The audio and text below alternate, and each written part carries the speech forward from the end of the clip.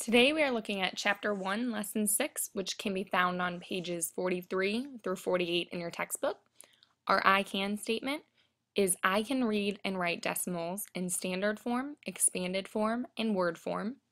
Vocabulary for this lesson is place value, ones, tens, hundreds, thousands, tenths, hundredths, and thousandths.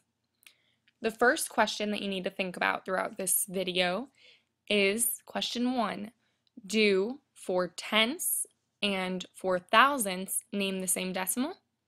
And question 2, explain the difference between 2 and 2 tenths and 22 hundredths. Which is greater and why? Now we're going to watch a brain pop that should help you with those questions. Nice. 39 and 83 hundredths.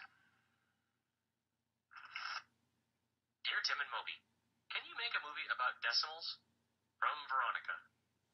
Sure can.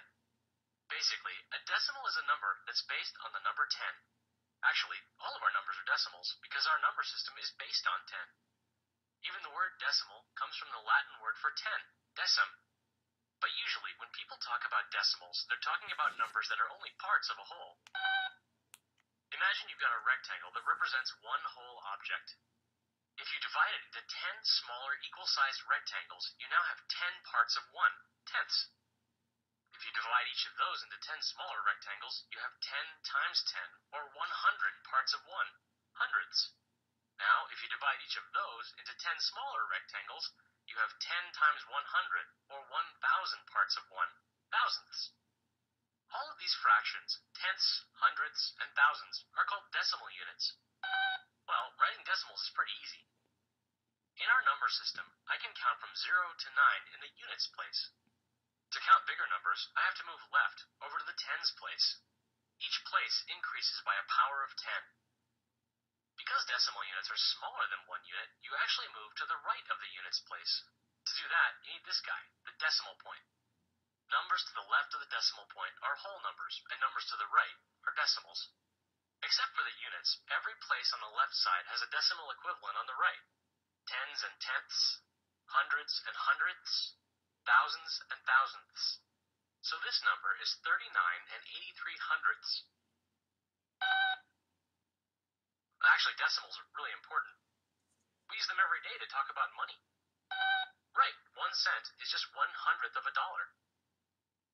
We can also use decimals for weight, measuring distances, baseball statistics, temperatures, and even stock prices. You need more reasons? Well, arithmetic is a lot easier with decimals than it is with fractions. Okay, now we're going to watch a clip to show you some examples of these fractions and really make sure you're looking at the meaning behind these fractions and the decimal points as well.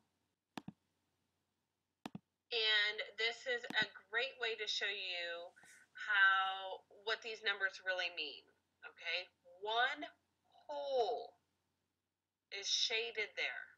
There's 100 of those little squares. So it's 1 whole. And the way you write that underneath it is 1. And you say that 1 whole, or just 1. 1/10 is shaded now. So that's 1/10 of that whole. So you could write it as a fraction, 1/10, and the decimal, 1/10, and you say it 1/10. Same with 100th, 100th of a whole. So once again, look at the fraction, the decimal, and the word form.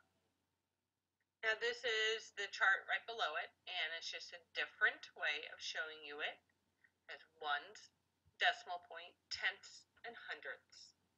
And so 1 times 1 is 1. 7 times 1/10 is 7 tenths. And 5 times 100ths is 5 hundredths. And just like we've been practicing, you need to know how to write that in standard form. Look at the standard form. Expanded form. Ooh, that's kind of tricky because it has to match up. 1 That's really tricky. We're going to be practicing that. And then word form, you say it 1 and 75 hundredths. And just one more way to look at this is using a number line. Look where they put the decimals.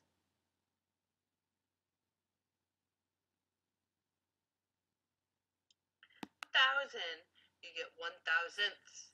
If one square of 100th decimal, look at the picture there, we're magnified in one column of it, we're shaded, you can see 1/1000th.